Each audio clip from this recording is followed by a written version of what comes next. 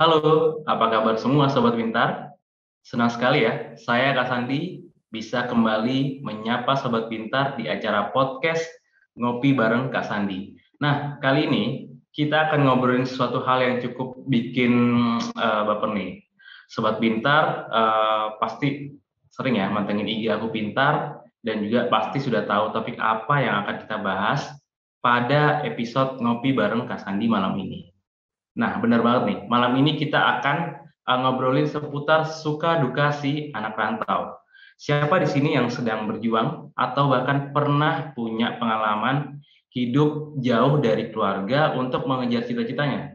Boleh banget. Nanti diceritakan di kolom komentar ya, Sobat. Nah, malam ini Kak Sandi nggak sendirian. Di sini sudah ada Kak Angel dan Kak Bilkis yang bakalan nemenin saya. Plus kita akan kepoin gimana sih keseruan selama mereka menjadi anak rantau. Jadi sebelum itu kita sapa dulu kali ya. Oke. Halo Kak Angel, halo Kak Bilkis. Halo Mas Andi, halo Sobat Halo Mas Pintar. Andi, halo Sobat Pintar. Wah, ini wajah-wajah baru ya Sobat Pintar ya. Cantik-cantik semua ya. Oke, nah boleh dong Kak Bilkis dan Kak Angel nih memperkenalkan dirinya terlebih dahulu dan menceritakan apa sih kesibukan saat ini ke Sobat Pintar. Silakan dari Kak Bilkis dulu. Ya, halo, selamat malam Sobat Pintar. Selamat malam Kak Angel, selamat malam Mas Andi. Perkenalkan, nama aku Mutiara Bilkis.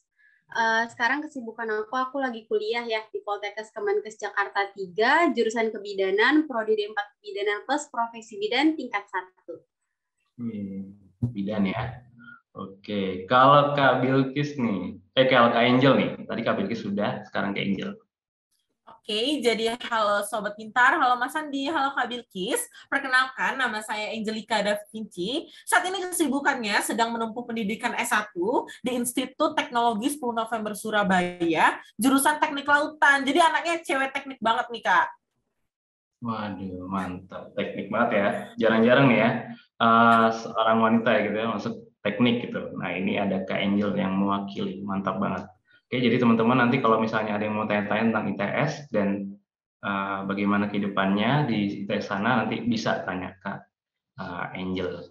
Oke, Kak Angel dan Kak Bilkis, kemarin kan kita sudah buka nih Q&A di story IG @akupintar, dan ternyata cukup banyak nih sobat pintar yang merespon dan penasaran soal rasanya menjadi anak rantau. Nah, ini kan ada Kak Angel dan Kak Bilkis yang seorang perantauan gitu ya. Tapi sebelum Kak Angel dan Kak Bilkis cerita soal pengalamannya selama masa merantau, nah kurang abdul rasanya kalau nggak sambil minum kopi nih dari kata kopi. Namanya juga ngopi bareng Kak Sandi gitu kan. Oke, ada nggak? Ngopi juga nggak Kak Angel dan Kak Bilkis? Ada dong. Oke ya.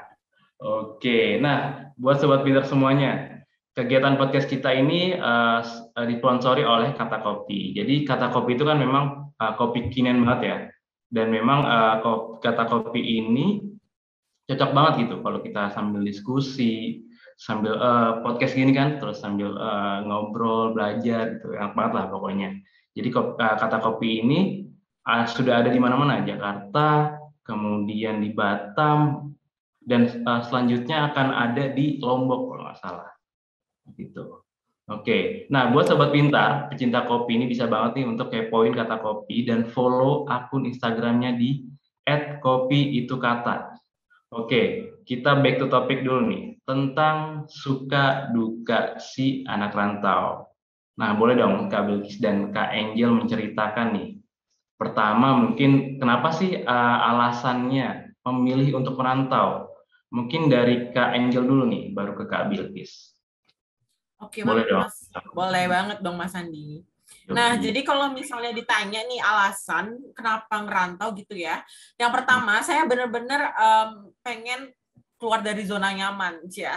Klasik banget gak kayaknya kelihatannya. Tapi benar-benar sih, terus alasan yang kedua adalah pendidikan gitu. Karena saya tahu nih passion saya, pengen di teknik nih gitu kan. Tapi sedangkan di domisili saya itu nggak ada yang namanya teknik gitu. Jadi setelah saya search gitu di Google dan beberapa akses lainnya, dan ternyata ada di ITS Surabaya gitu. Jadi itu alasan utama mengapa saya pengen ngerantau gitu, karena pendidikan. Oke, berarti selain dari keluar dari zona nyaman dan juga pendidikan gitu ya, Kak Angel ya. Bener banget. Tapi bukan mencari kebebasan ya? Enggak dong. Enggak ya. Oke. Nah, kalau misalnya dari Kak Bilkis nih, kenapa sih alasannya merantau itu? Ya, kalau dari aku sendiri ya Kak, itu selain dari alasan pendidikan seperti Kak Angel tadi, itu aku awalnya terinspirasi nih buat merantau itu dari kakak aku sendiri. Jadi kakak aku itu udah ngerantau dari SMA sampai dia kuliah sekarang. Jadi aku ngerasa kayak, ih enak ya jadi orang perantauan, bisa bertanggung jawab sama hidup sendiri, pokoknya bisa kayak ramai sendiri-sendiri gitu, mandiri gitu. Jadi salah satu pemicunya itu selain pendidikan juga aku pengen mandiri ikutin kakak aku gitu.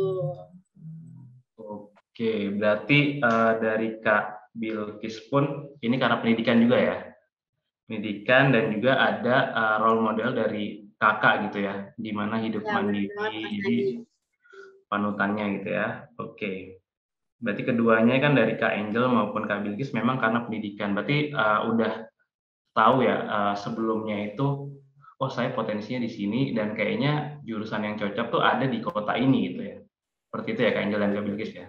Mantap Bener banget. banget Ya Mas Andi. benar banget Mas Andi. Oke. Nah, kalau menurut Kak Angel dan Kak Bilkis nih, hidup merantau itu enak nggak sih? Boleh nih, dari tadi kan Kak Angel ya, sekarang Kak Bilkis dulu ya, baru Kak Angel.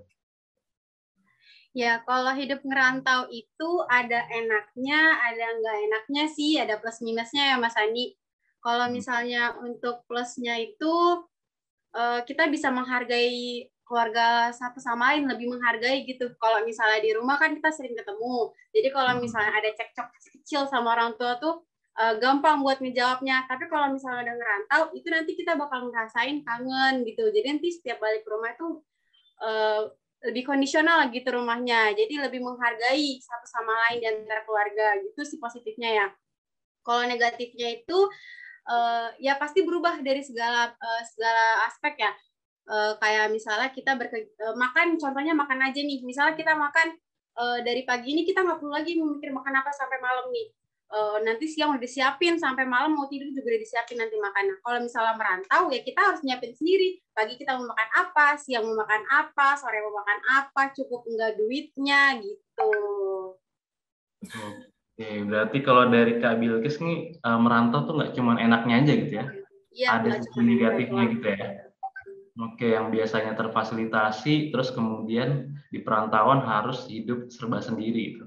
Bagaimana manage keuangan, kemudian bagaimana mengatur apa ya, kayak jam makan gitu kan, apa yang akan dimakan gitu, terus mau beli apa gitu, semua serba sendiri gitu ya. Kalau dari segi transportasi juga ya Mas Andi ya. Misalnya kita hari ini kita mau kemana itu nanti ada yang nganter, ada kendaraan. Tapi kalau misalnya udah merantau itu nanti kita mikir lagi. Nanti kalau misalnya kita kesini mau naik apa ya? Mau naik ojol atau enggak? Atau mau nebeng sama siapa gitu. Oke, berarti itu juga ngaruh ya? Di Iya, perantauan itu ngaruh ngaruh banget banget ya? Kak. Oke, yang biasa kalau di rumah, kalau misalnya kita kemana, bisa diantar kakak atau orang tua gitu ya. Sekarang kita harus mikir, naik apa ya? Kalau naik ojol, cukup nggak uangnya gitu kan? Kalau naik ini, jauh nggak, apa lama nggak gitu, macet nggak? Jadi semua pertimbangan itu ya, Iya, benar kalau di Kak. perantauannya. Oke, kalau dari Kak Angel nih, gimana Kak? Enak nggak sih ngerantau tuh? Ya mungkin sama ya, sama kayak Kak Bilkis gitu kan, ada positif ada negatifnya gitu. Kalau negatifnya itu, kalau nggak enaknya itu waktu lagi sakit sih Kak, kayak misalnya nih lagi sakit, biasanya kalau di rumah ada nih yang nyiapin obat, ada yang nyiapin teh gitu kan. Nah kalau kita sendiri kayaknya kita tuh kayak bener-bener kerasa banget sih bedanya, maksudnya aduh lagi sakit nih, mau jalan ke apotek pun susah, maksudnya kan kita lagi sakit gitu kan. Nah itu sih negatifnya gitu kan. Nah tapi di satu sisi ada positifnya gitu dari kita ngerantau. Misalnya kita dari, mungkin tadi udah disenggol sih sama Kak Bilkis tentang manajemen waktu, dari manajemen keuangan, jadi kita lebih manage nih dalam keuangan seperti itu. Terus kita jadi lebih mandiri dan kita nantinya juga lebih siap tapi dunia sesungguhnya gitu, mahasiswi perantauan sebenarnya, jadi kita lebih mandiri gitu sih Kak Sandi kalau dari saya. Oke. Berarti kalau menurut Kak Angel ini momen paling gak enak itu memang pada saat sakit gitu ya. Pada Benar. saat sakit, kan biasanya kalau di kos tuh sendiri gitu ya, sendiri, nggak bisa terus-terusan ngerepotin temen gitu kan. Kalau di rumah mungkin ada orang tua yang selalu jagain stay gitu kan di samping, kita butuh apa. Kalau misalnya di kos kan kita juga apa ya, kadang kalau untuk ngomong ke orang tua kita sakit tuh kadang nggak enak juga ya. Ya nggak sih, bikin kepikiran gitu kan. Akhirnya kita berusaha sendiri nih. Nah, untung-untung kalau ada temen yang memang benar-benar apa ya, yang mau ngerawat kita gitu kan. Karena kan nggak semuanya seperti itu ya. Oke, tapi kalau di momen enaknya jadi lebih bisa mandiri gitu ya. Kayak Angel ya, lebih mandiri, bisa ngatur semuanya sendiri. Mau apapun tuh ibaratnya kita bisa sendiri gitu lah, gitu ya. Lebih bebas gitu ya. Kita mau ngapain, mau segala macamnya bebas gitu. Oke. Tapi kalau ini kan tadi dari sisi nggak enaknya gitu ya. Dan enak dan nggak enaknya ternyata ada. Gitu. Terus kalau misalnya nih, dari Kak Angel dan Kak Bilkis, ada nggak sih kesusahan untuk beradaptasi pada saat mulai merantau gitu? Boleh nih dari Kak Angel dulu deh. Ya kalau namanya beradaptasi ya pasti susah lah awal-awalnya gitu kan. Kita juga keluar nih dari domisili kita gitu, mulai dari penyesuaian bahasa, penyesuaian budaya, itu bakal jadi tantangan tersendiri bagi kita gitu. Tapi teman-teman sobat pintar di sini jangan takut nih buat ngerantau. Aduh, aku kayaknya bahasanya susah atau budayanya kayak susah nih untuk nyesuaiin. Jangan guys, kita tuh harus nanamin mindset kalau misalnya skill untuk beradaptasi di lingkungan majemuk itu adalah salah satu skill yang diperlukan nih di era seperti ini gitu. Jadi ya intinya tanamin mindset aja sih, itu sih kayak yang penting. Oke, berarti untuk beradaptasi itu masuk dalam skill ya? Benar banget, karena kalau kita nggak punya skill untuk beradaptasi, emang kita mau stuck di situ-situ aja gitu kan. Kita manusia kan harus next level gitu kan istilahnya. Oke, berarti memang kalau dari segi Kak Angel, kesusahan itu pasti ada ya untuk beradaptasi ya di awal ya. Tapi bagaimana kita mulai belajar gitu ya, untuk menyesuaikan diri gitu ya dalam lingkungan. Oke, mantap nih dari Kak Angel. Kalau dari Kak Bilkis nih, kesusahan nggak sih untuk beradaptasi di perantauan gitu? Kalau dari aku sendiri ya Mas Andi, itu susah-susah gampang ya. Karena kan memang benar kata Kak Angel, skill beradaptasi itu penting. Tapi di sisi kita beradaptasi, di sini kita juga harus belajar mengenal orang lain gitu ya, mengenal diri orang lain, mengenal personal orang lain gitu. Karena kan kalau kata orang rambut sama hitamnya, tapi sifatnya kan berbeda-beda ya. Jadi itu sih kalau misalnya buat SKSD itu mungkin gampang gitu ya. Tapi belajar buat memahami personal seseorang itu yang menurut aku lumayan sulit gitu. Terus orang juga kan nggak mungkin secepat itu ngasih tahu pribadinya itu bagaimana. Jadi butuh waktu yang lama gitu. Kadang nih kita udah ngerasa kita nyaman nih sama dia kan berteman beradaptasi gitu. Tapi kita nggak tahu 3 bulan kemudian dia mengeluarkan apa yang sebenarnya dari diri dia gitu. Jadi sebenarnya makanya aku bilang susah-susah gampang. Untuk beradaptasi secara umum itu gampang, tapi buat deket sama orang itu mungkin sedikit susah ya Mas Andi. Oke, berarti kalau dari Kak Bilkis, poin pentingnya adalah kemauan untuk belajar interaksi ya. Maksudnya itu kan nggak ini ya, nggak semua orang bisa gitu ya, mau untuk belajar interaksi ke orang-orang di sekitar kita gitu, baik di tetangga gitu kan, atau di lingkungan kosan gitu kan. Karena kan biasanya ada kayak, saya mau tipe orang yang menyendiri nih, ngerasa kayak lebih senang sendiri. Padahal dalam perantauan itu sangat penting gitu ya, Kak Bilkis ya. Iya, benar Mas Andi. Berarti ini ya, selain itu dari segi ya adaptasi ya, kita punya skill adaptasi, kita juga harus mau untuk belajar interaksi dengan orang-orang sekitar kita gitu. Oke. Terus kalau misalnya dari Kak Angel dan Kak Bilkis nih, apa sih yang membuat Kak Angel dan Kak Bilkis itu mengalami homesick? Tapi pernah nggak sih homesick itu? Kak Angel? Kalau Kak Angel, pernah nggak? Kalau saya sendiri ya homesick karena kemarin kebetulan seminggu. Jadi sebenarnya saya besok pagi jam 7 baru ke Surabaya nih. untuk stay total.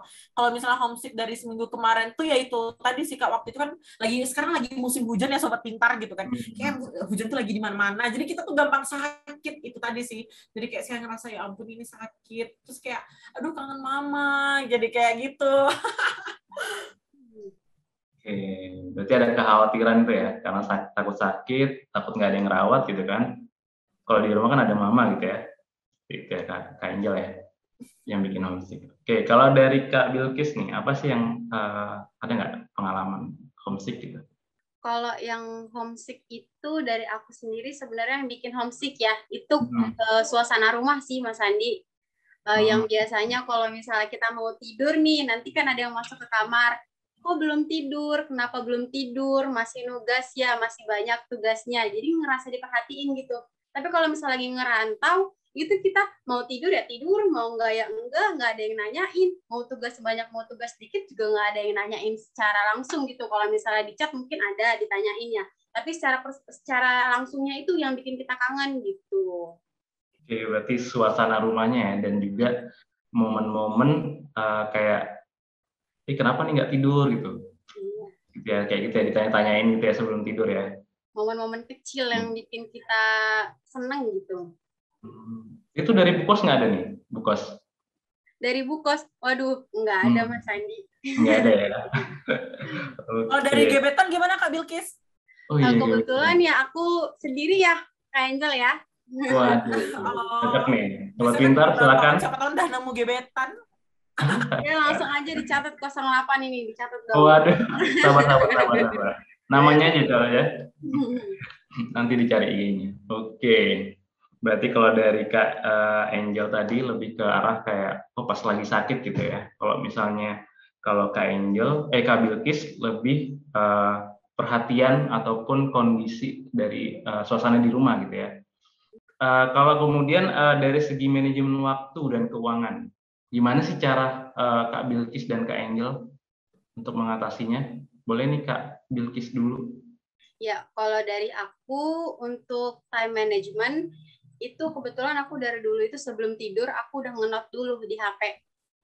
Besok aku mau ngerjain apa-apa aja yang mau aku kerjain, dari waktu jam berapa sampai jam berapa, terus ini harus selesai atau enggak, atau mau aku cicil gitu. Jadi sebelum tidur itu kita udah tahu dulu besok kita mau ngapain. Jadi nggak keteter gitu waktunya, tertata gitu. Kalau misalnya untuk keuangan sendiri, itu aku biasanya kan ditanemin sama mama. Tiara, bulan ini mama kasih segini ya. Ini harus semuanya, udah transportasi, makan, fotokopi segala macam, nggak boleh nambah lagi ya kalau misalnya habis. Nah, di situ aku berpikir gimana ya caranya biar sampai akhir bulan itu aku cukup. Nah, di sini aku biasanya tuh uang yang dikasih itu aku sisain dulu 5%. 5% itu nggak bakal aku apa-apain sampai akhir bulan gitu. Kalau misalnya kepake ya dipakai, kalau nggak kepake ya ditabung. Nah, gitu sih kalau dari aku ya. Jadi kalau misalnya akhir bulan itu meskipun kita udah sengadet-ngadetnya, kita punya uang gitu. Nggak bener-bener dompet itu nggak kosong melompong gitu, Mas Andi. Oke, ini bagus banget nih tips. Ini salah satu jadi tips ya dari Kak Bilkis ya. Cara untuk memanage keuangan dan juga dari segi waktu ya. Jadi kalau dari Kak Bilkis tadi, kalau Kak Sandi rangkum gitu kan, itu pertama bikin list ya. Kalau dari manajemen waktu, bikin list kegiatan, list kegiatan gitu ya, dan prioritasnya ya. Oke, kalau dari segi keuangan, keluarkanlah sesuai dengan kebutuhannya ya. Iya, karena kan biasanya ada yang namanya kadang nggak semua orang tua ya gitu yang namanya memberikan uang itu secara beruntun di satu bulan itu. Kadang cuman ada nih yang sistemnya 1 minggu sekali, ada juga yang 1 bulan sekali, ada yang 2 minggu sekali. Nah itu kita harus sesuaikan gitu ya dengan kebutuhan kita gitu. Karena kan kadang nih kalau misalnya 1 minggu sekali nggak enaknya, oke nih banyak nih kelihatannya banyak, cuman cepat juga kita bisa menghabiskan gitu. Ya. Kalau 1 bulan nih bagaimana kita memanage uang itu dari awal sampai akhir nih. Kan ada nih tipe-tipe orang yang biasanya pas awal bulan tanggal-tanggal muda itu foya-foya gitu ya. Baru lama-lama makan mie gitu, Indomie sampai habis gitu, sampai akhir bulan. Oke. Dan juga kalau tips dari Kak Bilkis adalah sisakan dana darurat ya untuk sebagai tabungan gitu ya. Oke, ini bagus banget nih. Oke, kalau dari Kak Bilkis kan seperti itu. Kalau dari Kak Angel nih, gimana Kak Angel? Mungkin tadi dari yang disampaikan sama Kak Bilkis sudah lengkap banget ya, Sobat Pintar gitu. Kalau misalnya dari manajemen waktu sendiri, yang pertama, kita tuh harus melibatkan teknologi gitu. Karena sekarang kayaknya ada Notion, ada Google Calendar, ada banyak lah pokoknya gitu kan. Nah, itu bisa Sobat Pintar pakai untuk manajemen waktu gitu. Karena memang kayak kita tuh lupa gitu ya, besok ngapain aja gitu. Jadi kita list, atau misalnya kalau lagi inget nih, kita tambahin di Google Calendar atau Notion kita gitu. Itu yang pertama. Kalau yang kedua, keuangan gitu ya, manajemen keuangan gimana sih caranya?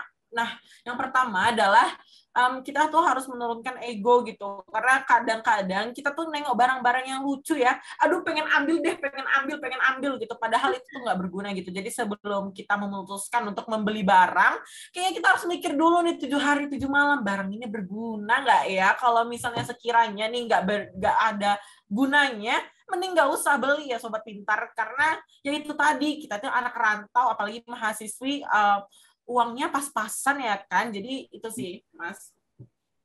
Oke, ada poin menarik nih dari Kak Angel nih. Selain tadi untuk manajemen waktu, sama ya, list-list kegiatan ya, untuk prioritasnya dan sesuai waktunya gitu kan. Namun kalau dari segi keuangan adalah menurunkan ego gitu ya. Menurunkan ego, jangan sampai ini ego dan juga bagaimana kita mengendalikan diri ya.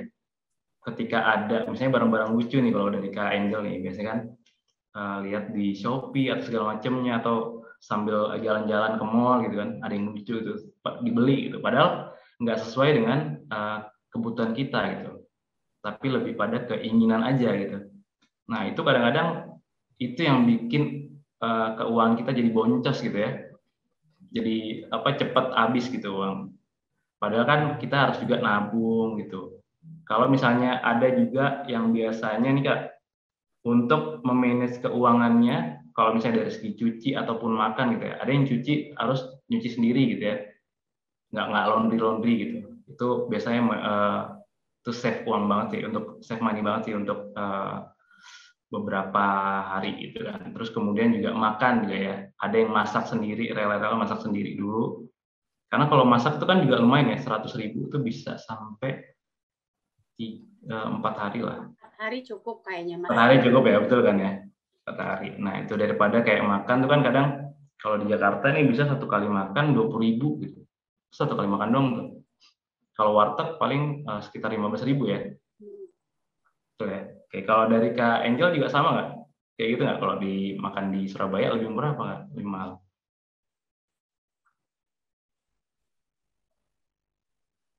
Di Surabaya. Kalau di Surabaya sebenarnya pandai-pandai kita milih sih, karena kalau di Surabaya kan kota besar ya.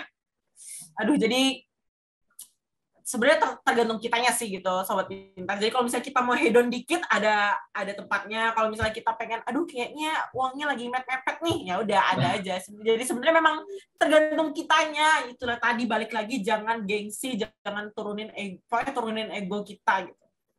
Oke, sesuai kondisi, turunin ego dan jangan gengsi gitu ya. Oke, Kak Angel. Oke, kemudian nih Kak Angel dan Kak Bilkis. Untuk saat ngerantau ini, pernah nggak sih untuk cari kerja atau part time gitu? Ya, yang full time atau part time atau freelance gitu? Dari Kak Angel ya, gimana? Pernah nggak selama merantau?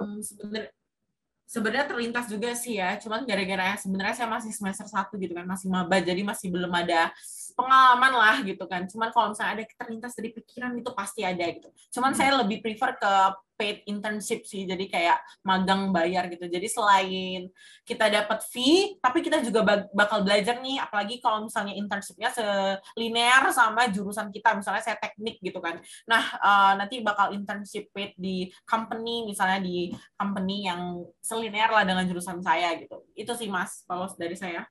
Oke, berarti pinginnya internship ya, yang setidaknya ada menunjang daya jual CV nanti ke depannya. Oke, kalau dari Kak Bilkis nih. Kalau aku sendiri, kalau terlintas sih pasti terlintas ya, apalagi. Tapi kalau aku nggak, kalau aku yang kayak Kak Angel, paid internship gitu. Karena itu ya, karena kita merantau, pasti kita butuh uang tambahan gitu. Nah, itu makanya yang bikin aku tuh pengen paid internship tadi. Tapi kembali lagi, aku sendiri baru semester 1 ya. Jadwal juga masih datangnya tuh mendadak gitu kan, jadwal masih berantakan, masih kaget gitu. Makanya untuk semester 1 ini kayaknya aku tunda dulu, mungkin insya Allah untuk semester 2 kalau misalnya ada rezeki untuk part time aku mungkin mau ikut gitu. Oke, berarti dari Kak Bilkis memang sama ya, pengennya internship, tapi menyesuaikan dulu dengan kondisi yang ada di kampus juga ya, karena sekarang lagi padat-padatnya. Kak Bilkis memilih untuk menunda dulu gitu ya. Iya, benar Mas Andi. Oke, tapi kalau dari Kak Angel dan Kak Bilkis menyarankan nggak untuk kerja sambil kuliah untuk mahasiswa perantauan gitu?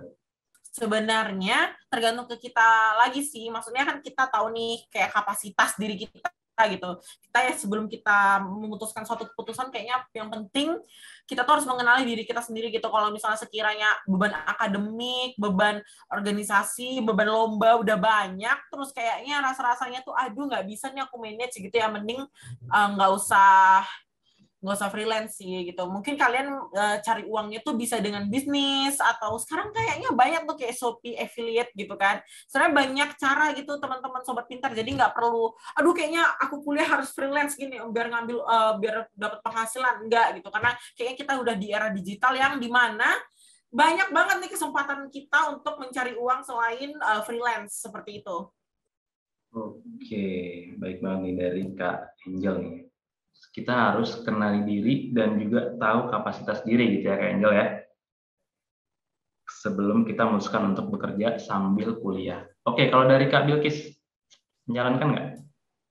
Kalau dari aku sendiri sih sama ya kayak Kak Angel, itu kita harus tahu dulu kapasitas diri kita itu segimana. Kira-kira kita kalau disambilin itu keteter apa enggak gitu. Tapi kalau dari aku pribadi, aku kayaknya menyarankan sih gitu. Karena selain apalagi yang nggak punya kegiatan eksternal kampus gitu. Karena itu selain bisa menambah CV, juga bisa menambah pengalaman gitu. Nanti kalau misalnya kita mau terjun di dunia kerja yang sebenarnya, itu pasti juga ditanya gitu kan, kira-kira kamu pernah berkecimpung di kegiatan apa, pernah ikut kegiatan apa, pernah ikut freelance apa enggak, itu pasti ditanya gitu. Jadi selain buat nambah CV juga buat bekal buat nyari kerja yang sebenarnya sih gitu nanti. Oke, berarti Kak Bilkis ini menyarankan banget ya untuk bisa kerja maupun sambil kuliah, tapi itu sebagai catatan juga tadi ya, harus lihat kondisi juga, dan harapannya dengan bekerja ini juga bisa jadi bekal diri ya gitu ya. Oke, kalau dari Kak Angel dan Kak Bilkis nih, ada pertanyaan juga nih. Setuju nggak sih dengan stereotip kalau hidup merantau itu bisa buat kita jadi lebih mandiri? Dan kenapa sih alasannya gitu? Kalau misalnya setuju dan nggak setuju itu alasannya apa? Boleh dari Kak Bilkis dulu. Ya, kalau dari aku sendiri setuju ya, kalau hidup merantau itu bisa buat kita jadi lebih mandiri. Yang pertama tadi yang udah tanya, yang ada dua ya tadi, ada time management sama money management gitu. Nah, itu semuanya kita tanggung jawab, kita yang nata, kita yang ngejalanin, kita tanggung jawab tanpa campur tangan siapapun gitu. Nah, makanya itu kita bisa belajar jadi mandiri. Nah, kalau misalnya kita nggak ngerantau, itu kan misalnya duit habis, itu bisa tinggal minta ke orang tua. Tapi kalau misalnya ngerantau, ya kita harus tahu kondisi gitu mau minta. Makanya kita jadi lebih mandiri gitu. Aku setuju sih kalau misalnya stereotip hidup merantau bisa buat kita jadi lebih mandiri. Oke, berarti dari Kak Bilkis setuju ya. Kalau dari Kak Angel nih, setuju nggak sih? Udah lengkap banget ya. Jadi benar-benar ngerantau tuh bikin kita mandiri sih. Kayaknya karena tanggung jawab lagi atau kita tuh lebih responsibel terhadap apa yang keputusan kita kan gitu. Dan jauh dari orang tua tuh nggak selamanya buruk kok guys gitu. Karena memang ya balik lagi kita udah lumayan besar lah untuk mengambil keputusan gitu. Jadi sangat direkomendasikan bagi sobat pintar untuk melakukan merantau karena bikin kalian mandiri guys. Ayo kita ngerantau. Oke. Ini setuju banget ya kalau dari Kak Angel. Ajakan ya. Suatu ajakan untuk merantau. Oke, berarti karena memang setuju karena tadi kita bisa mengatur keuangan dan mengatur dari segi waktu, bahkan mengatur diri kita sendiri gitu ya. Oke, nah teman-teman dan sobat pintar semuanya, kita akan sekarang kan kita sudah bercerita ya tadi dengan Kak Angel dan Kak Bilkis itu seperti apa sih kehidupan merantau gitu. Nah, sekarang kita buka sesi pertanyaan nih dari sobat-sobat pintar nih. Oke, ini kayaknya kita lanjut nih karena sudah banyak pertanyaan di kolom komentar nih Kak Angel dan Kak Bilkis. Oke, kita baca dulu nih. Kayaknya ada pertama nih Kak Angel dan Kak Bilkis. Pertanyaannya Kak, waktu ngomong ke orang tua buat minta izin merantau susah nggak sih? Kalau dari Kak Angel susah nggak sih? Pertama, buat ngomong ke orang tua buat merantau gitu. Sebenarnya nggak susah karena memang disuruh ya. Jadi memang kayaknya orang tua tuh kayak ngusir ya jatuhnya. Enggak sih, bukan ngusir sih. Tapi memang karena balik lagi memang tujuan dan visi misi saya kan memang rantau kan bukan untuk main-main ya, memang untuk pendidikan gitu. Pengen jadi sarjana nih ya kan. Nah, jadi memang benar-benar kalau untuk izin mudah sih. Cuman dikasih izin dengan catatan nih, misalnya, oh nanti kamu di sana tuh jaga pergaulan ya, nanti kamu di sana itu jaga keuangan ya, atau kamu di sana nanti gini-gini ya. Jadi memang diizinkan dengan syarat dan ketentuan yang berlaku ya, sobat pintar seperti itu. Oke, disetujui dengan syarat dan ketentuan berlaku gitu ya kalau dari Kak. Iya. Syarat ketentuan berlaku. Oke, kalau dari Kak Bilkis nih, boleh nggak dibantu jawab? Susah nggak sih untuk bilang kayak saya mau merantau nih, ibu, bapak gitu, atau ayah?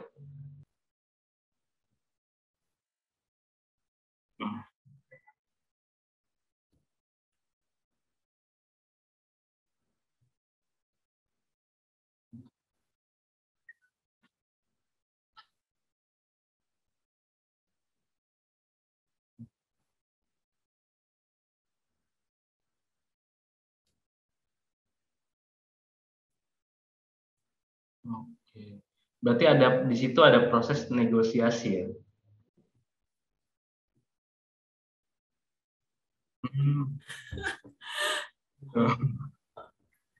Oke, berarti memang harus dipersiapkan gitu ya, Kak Bilkis ya?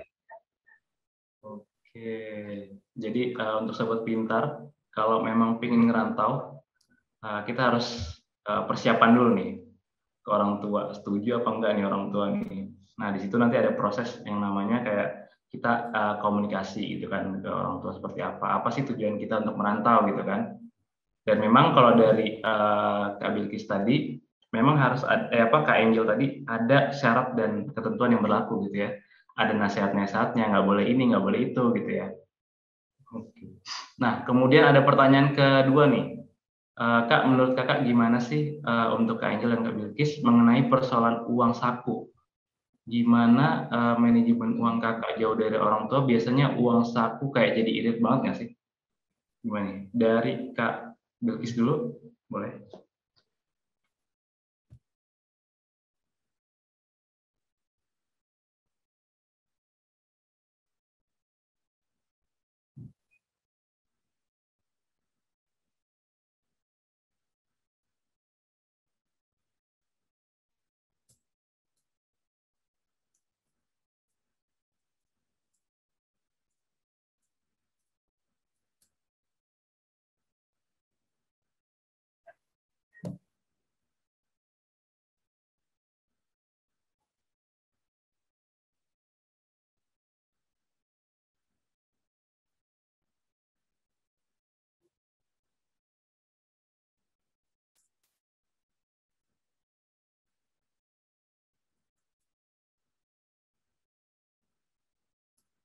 Oke, terima kasih.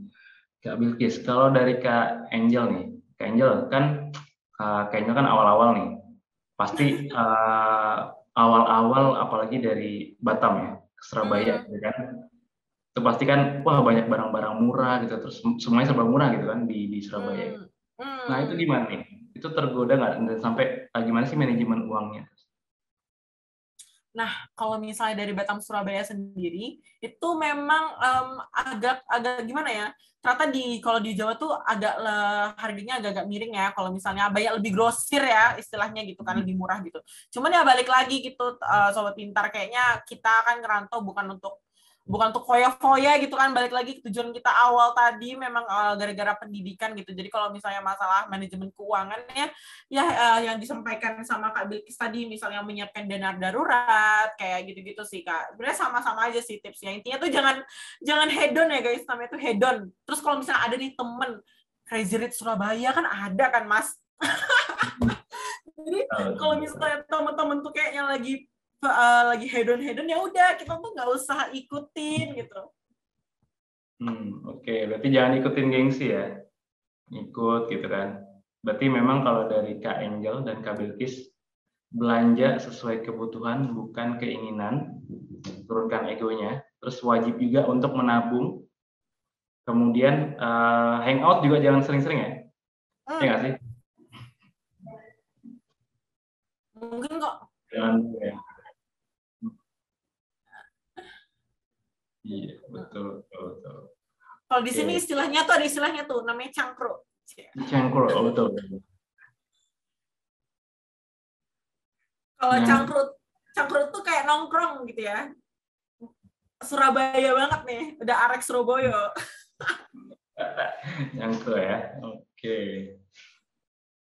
Berarti tadi itu cara-cara yang disampaikan oleh Kak Bilkis dan Kak Angel terkait bagaimana manajemen uangnya.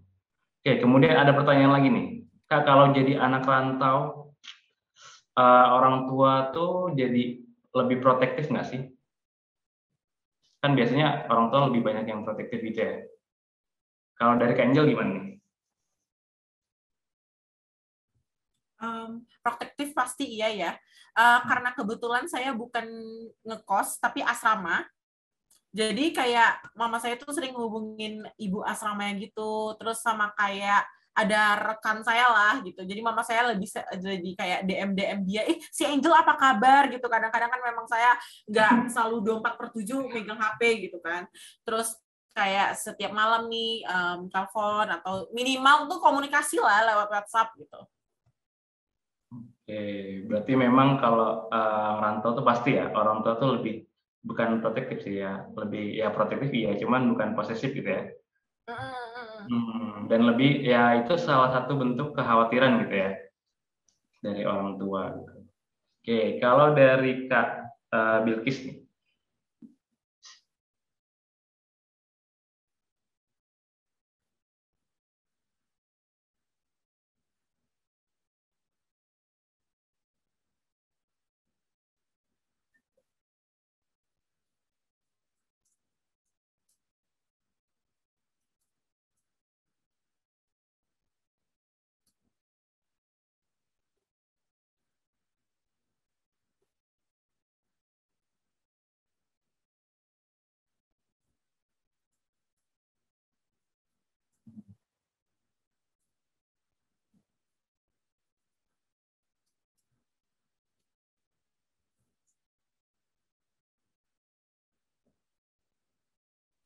Bener banget.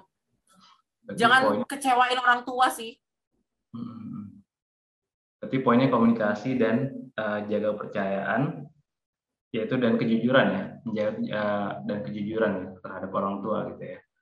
Oke, itu saran-saran yang sangat baik sekali dari Kak Angel dan Kak Bilkis nih. Jadi teman-teman yang suka bohong ya, yang suka bohong gitu ya. Wah, bilangnya saya mau bilangnya kemana gitu, padahal lagi sama temen gitu kan. Bilangnya lagi pengajian, ternyata lagi hangout gitu kan, lagi ngopi, ngobrol gitu. Nggak boleh banget. Nggak boleh ya.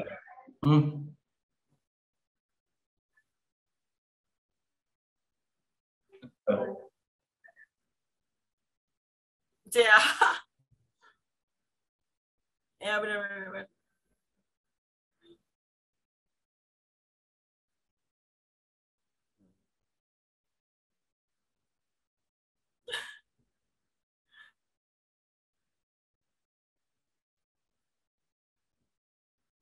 Berarti cukup tegas ya, bukan keras sih, tegas gitu ya. Dan boleh nih, Sobat Pintar, tadi kata-kata mutiara dari Kak Bilkis gitu ya, dan pesan dari Ayah. Jagalah kepercayaan seperti telur gitu ya, karena kalau sudah hancur, nah itu akan ada dampak ataupun resikonya gitu ya. Bisa jadi disuruh pulang gitu ya. Oke, tadi sudah banyak pertanyaan, tapi waktu kita sudah habis nih, Kak Angel dan Kak Bilkis. Padahal pertanyaan masih banyak banget nih.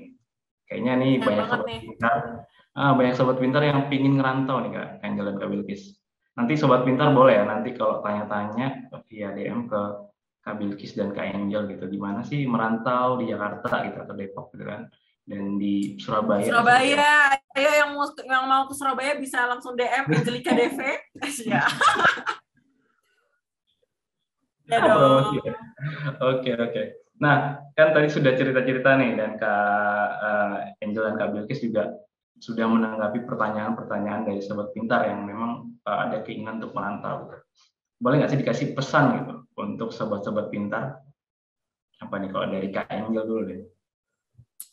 Buat sobat pintar yang pengen ngerantau nih, pengen keluar dari zona nyaman ya kan, apalagi masih mahasiswi gitu. Yang pertama, kalian harus tahu tujuan kalian ngerantau ini apa gitu. Kalau misalnya tujuan kalian cuma mau main-main, cuma mau pengen bebas dari orang tua gitu. Nah, itu mending gak usah ngerantau ya, say. Mending di domisili aja gitu. Tapi kalau misalkan udah punya tujuan yang jelas, udah pengen pendidikan banget nih gitu, udah punya misi gitu ya. Itu kalian ngerantau tuh boleh. Itu yang pertama. Yang kedua, kalian harus turunin ego kalian. Tadi kayaknya kita udah singgung-singgung sih gitu. Jangan hedon-hedon. Ingat lagi tujuan kalian tuh kesini tuh mau apa? Kalian tuh jauh-jauh dari orang tua. Orang tua kalian tuh di domisili kalian tuh banting tulang nih kerja gitu, tapi kalian di rantau malah main-main kan gak enak ya, say. Jadi mending kita harus menurunkan ego. Yang ketiga, kita harus jadikan perantauan ini jangan sebagai ajang kalian untuk bebas, tapi jadikan perantauan ini sebagai wadah kalian untuk berkembang gitu, dari manajemen waktu, dari manajemen apa, karena setelah ini akan ada kehidupan selanjutnya gitu ya. Akan ada kehidupan yang bakal kalian hadapi tuh, permasalahannya tuh bakal lebih kompleks gitu. Jadi jadikan ajang perantauan ini sebagai kalian belajar gitu. Itu sih sobat pintar. Jadi buat yang mau ngerantau, semangat ya. Oke. Kalau itu dari Kak Angel, kalau dari Kak Bilkis seperti apa nih? Pesan.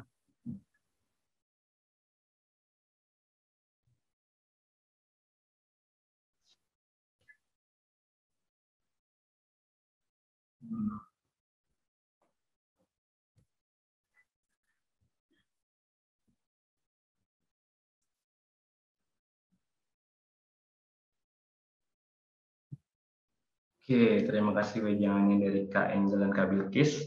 Nah, kalau dari Kak Sandi nih, juga punya wejangan nih untuk sobat-sobat pintar. Ketika ingin menjadi perantauan atau menjadi anak rantau gitu kan. Nah, pertama untuk menjadi anak rantau, sobat pintar harus punya alasan yang kuat nih. Kenapa sih memilih untuk perantau gitu? Untuk kuliah kah, untuk bekerja kah, atau untuk hal lain gitu. Jadi memang dikuatkan dulu, dipikirkan baik-baik apa sih alasan terkuatnya gitu kan. Kemudian yang kedua adalah mempersiapkan diri atau persiapan yang matang gitu. Karena merantau ini nggak cuman kayak kita liburan sehari, 2 hari, atau seminggu gitu kan. Tapi ini bisa sampai 3 tahun, 4 tahun gitu kan. Nah, jadi di merantau itu teman-teman nggak cuma bersenang-senang gitu, bersantai gitu, karena jauh dari orang tua yang biasa orang tua di rumah nyuruh-nyuruh gitu kan, kayak kamu harus ini, bersih-bersih ini, bersih itu. Sedangkan di perantauan itu teman-teman bisa lebih bebas gitu kan, ngatur dirinya sendiri. Nah, nggak kayak gitu. Jadi teman-teman harus persiapkan diri baik-baik. Kayak contoh misalnya mau kemana ya, Surabaya nih, harus tahu juga nih bahasanya seperti apa, kulturnya seperti apa gitu kan. Nah, kemudian juga kita harus mampu beradaptasi. Nah, kalau kita bisa beradaptasi dengan cepat dengan lingkungan yang baru, itu kita pasti bisa lebih sukses gitu untuk bertahan di daerah perantauan gitu. Karena kan kalau di rumah ya kita jago kandang gitu ya, kita semua apa-apa terfasilitasi. Kalau di luar kan kita semua serba sendiri gitu kan. Nah, seperti itu. Kemudian yang paling penting adalah jaga attitude ketika di perantauan. Itu penting banget sih. Penting banget untuk teman-teman. Jadi kita harus jaga sikap kita, bagaimana bertata krama di daerah lain. Karena kan kita hidup di kota lain gitu, bukan daerah kita. Meskipun daerah kita pun juga kita harus tetap menjaga attitude itu. Oke, dan terakhir adalah kita belajar hidup untuk hemat gitu ya. Jadi teman-teman nggak bisa yang biasa bisa fasilitas orang tua setiap hari beli apa gitu, setiap hari ngopi gitu kan, setiap hari nongkrong gitu. Ini teman-teman harus bisa menyesuaikan semuanya gitu. Dari makan, kemudian beli buku nih biasanya mahal nih. Terus pada saat teman-teman sakit gitu kan, pasti itu semua akan ada keuangan gitu kan yang dikeluarkan gitu. Dan teman-teman harus bisa mengantisipasi itu. Oke, kalau dari Kak Sandi seperti itu. Nah, Kak Angel dan Kak Bilkis, ini sayang banget nih, kita sudah ada di penghujung acara kan. Padahal masih banyak banget dari teman-teman atau sobat pintar yang ingin bertanya dan bagaimana sih terkait merantau itu seperti apa gitu. Namun nanti ini bisa sobat pintar bisa DM saja ke IG Aku Pintar ataupun bisa DM ke Kak Angel maupun ke Kak Bilkis nih untuk melihat atau mencari tahu secara langsung pengalamannya seperti apa gitu perantauan kan. Siapa tahu ada yang mau ke Surabaya, siapa tahu ada yang mau ke Jakarta gitu kan.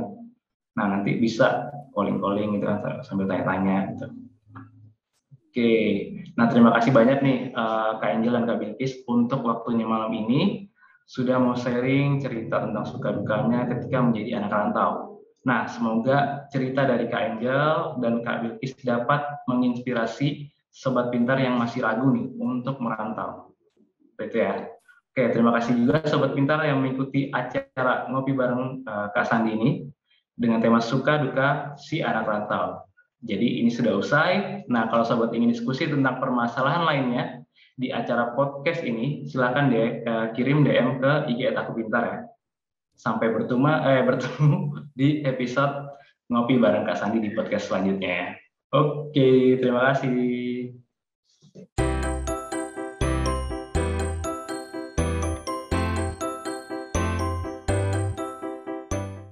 Belajar pintar bersama Aku Pintar.